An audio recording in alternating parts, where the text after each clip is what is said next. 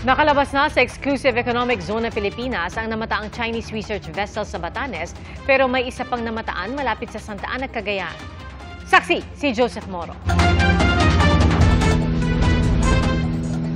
Mag-aalas 10 kaninang umaga nang lumipad ang eroplano ng PCG mula sa Lawag, Ilocos Norte. Ang misyon matyaga ng Chinese research vessel sa bahagi ng Batanes sa sakop ng exclusive economic zone ng Pilipinas. Pumasok ito noong April 2 nang walang pahintulot sa bansa. Namataan na ng Philippine Coast Guard yung minomonitor nila ng Chinese research vessel at ilang beses ito nang niradyohan, pero hindi ito tumutugon kahit minsan sa mga radio challenges na ibinigay ng PCG. Sa pag-iikot ng eroplano ng PCG, ilang beses niradyohan ang isang barko. You are advised that you are currently sailing within the Philippines exclusive economic zone. Pero hindi ito tumugon. Sa di kalayuan, may isa pang barko na namataan ng PCG. Sinalens ito. Notify us of your intention. Pero hindi rin ito tumugon at nagpatuloy sa mabilis na paglalayag. Hindi pa nakikilala ang dalawang barkong namataan 47 nautical miles o halos 100 kilometro hilagang silangan ng Batanes.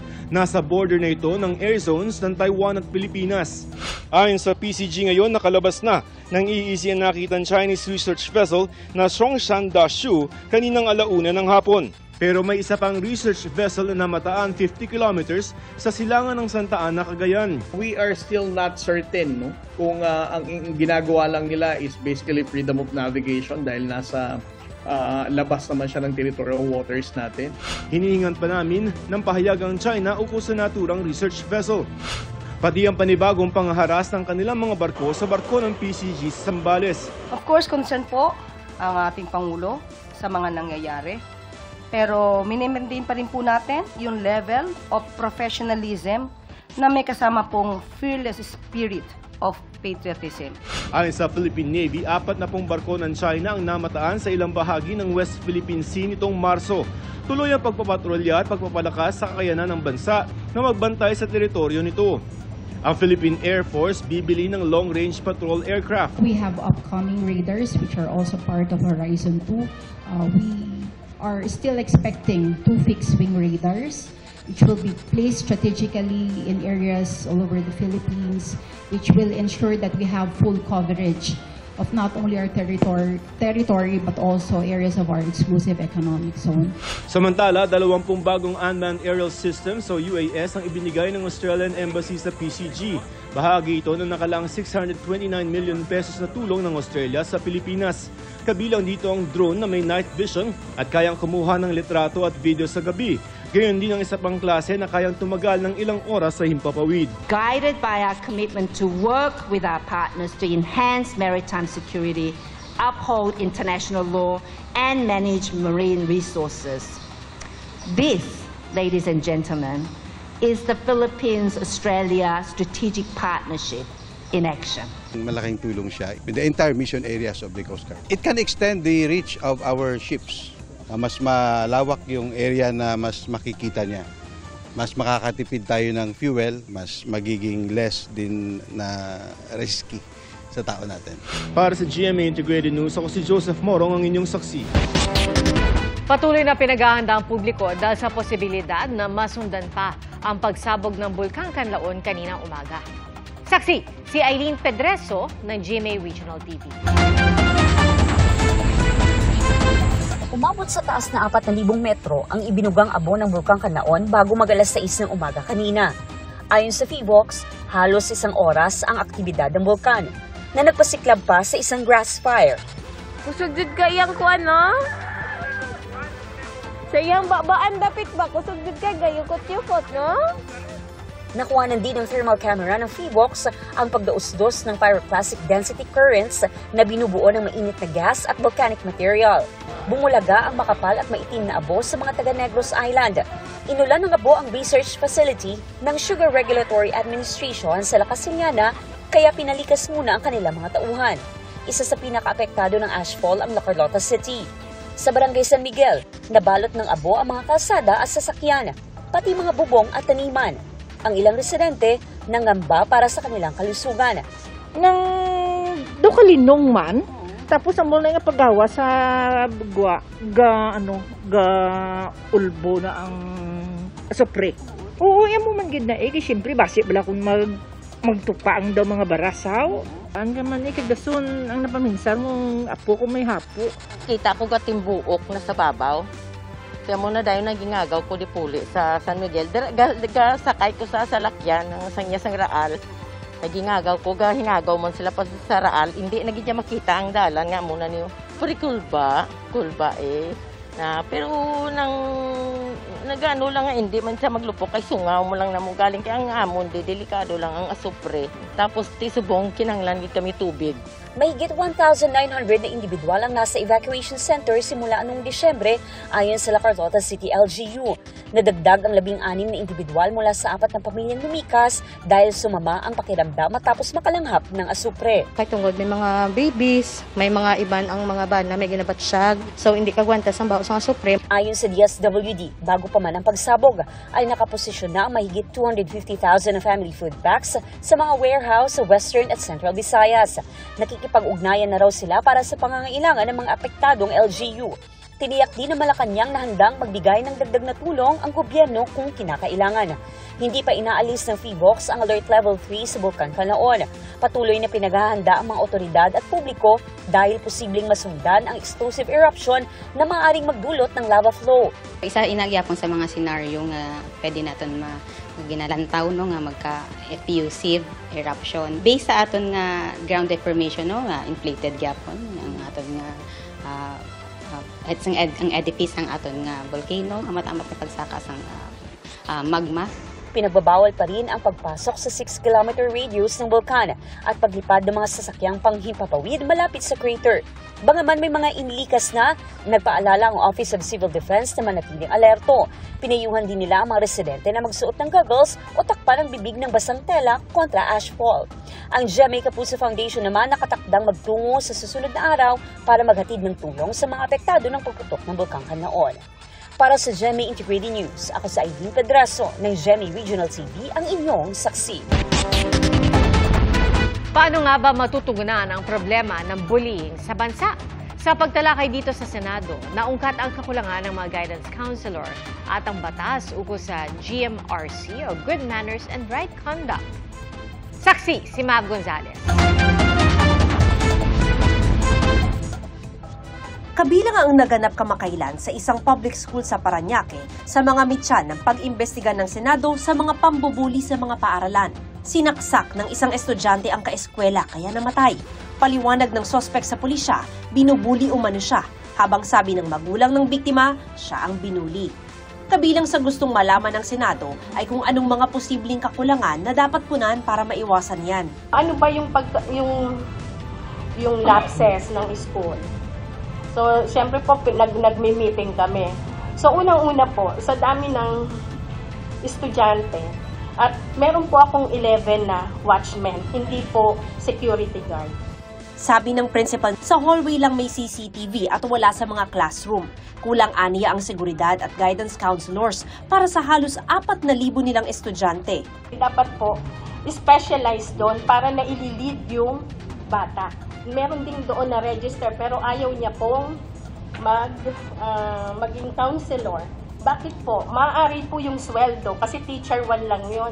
Tapos yung responsibility po napakalaki. Nausisa rin ang sinapit ng isang high school student sa Quezon City na kinaladkad at iwinasiwa sa sahig habang sinasabunutan ng mga kaeskwela. Walang tumulong o kahit nagsumbong kahit maraming estudyante sa classroom kung saan ito nangyari. Sabi ko sa mga bata nung kausap ko sila, bakit wala man lang ni isa sa inyo na pumunta sa teacher para sabihin na sinasaktan ang kaklase niyo.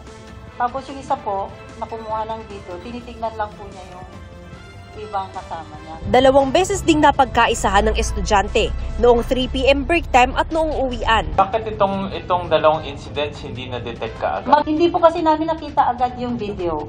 Pinatawan ng community service ang mga nambuli. Sasailalim din sila at ang biktima sa counseling. Sa datos ng Department of Education, mahigit 80,000 ang nireport na insidente ng bullying sa buong bansa mula 2019 hanggang 2025.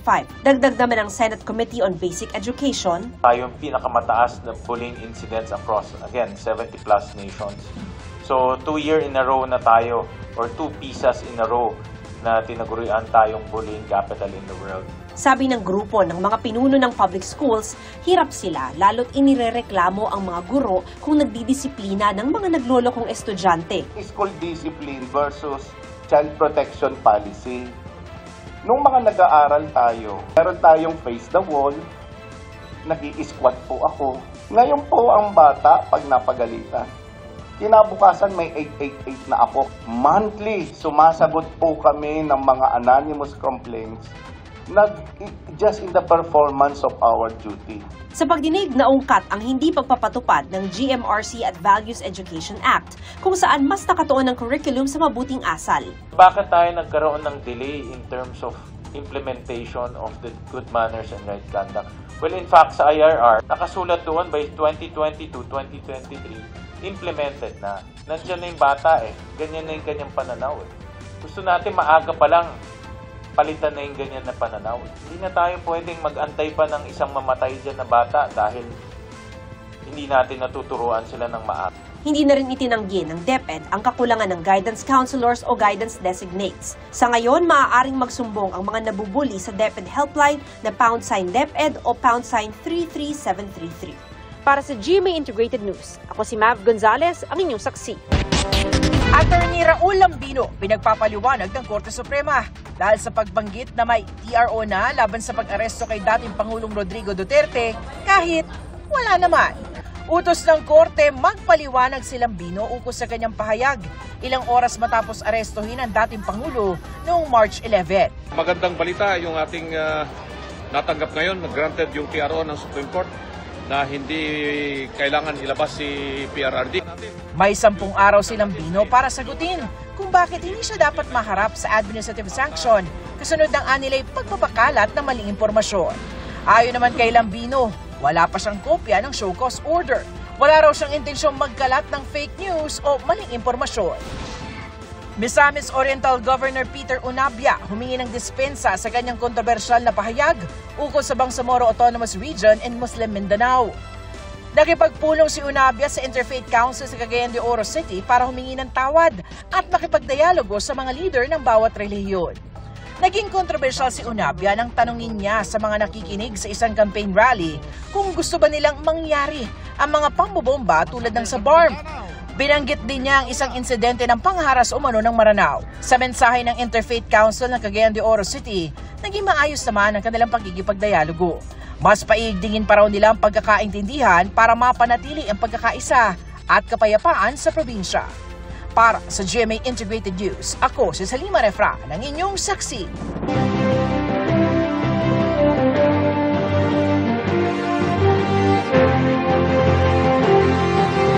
34 na araw bagong eleksyon 2025.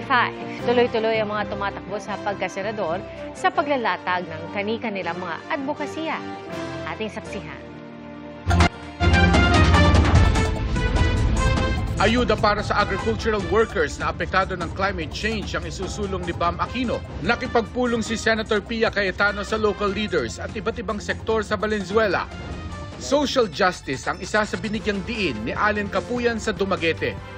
Regularisasyon ng barangay health workers ang isinulong ni David De Angelo. Nasa senatorial forum din sina Calio de Guzman, Teddy Casino, Arnel Escobar at Ernesto Arellano. Children with special needs ang binisita ni Angelo de Alban sa Pampanga. Pagkakaroon ng Super Health Center sa buong bansa ang isinusulong ni Senator Bongo. Inilatag ni Ping Lacson ang kanyang advokasya kontra korupsyon sa pagtitipon ng isang business group. Bumisita naman sa Butuan City si Congressman Rodante Marcoleta. Binigyang diin ni Senator Amy Marcos ang pamamahagi ng mga truck at kagamitan sa mga magsasaka. Libreng pabahay sa mga mahihirap ang ibinida ni Manny Pacquiao. Ibinida ni Kiko Pangilinan ang mga naipasang batas para sa sektor ng agrikultura. Iginiit ni Ariel Querubin ang importansya ng mabuting pamamahala para labanan ng insurgency. Mahalagang papel ng LGU ang iginiit ni Senator Francis Tolentino. Dagdag proteksyon sa mga OFW ang ipinangako ni Congresswoman Camille Villar. Patuloy naming sinusundan ang kampanya ng mga tumatakbong senador sa eleksyon 2025. Para sa GMA Integrated News, ako si Mark Salazar, ang inyong saksi.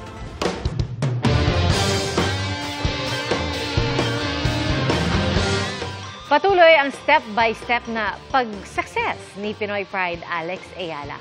Umakyat muli ang ranking ni Alex sa World Tennis Association. Mula rank 75, nasa rank 73 or 73rd seed na siya. Umabot si Alex sa semis ng Miami Open noong nakaraang buwan kung saan tinalo niya ang ilang manlalarong nasa top 10.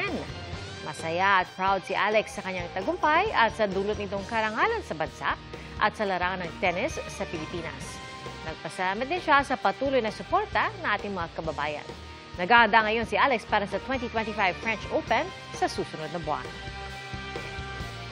The next step is to be able to repeat this and for my body to handle this kind of intensity repetitively. Higher ranking means that you have more possibilities to get into higher tournaments. But of course, with that comes tougher opponents and more problems, obstacles. Time will tell, and all I can do for now is prepare.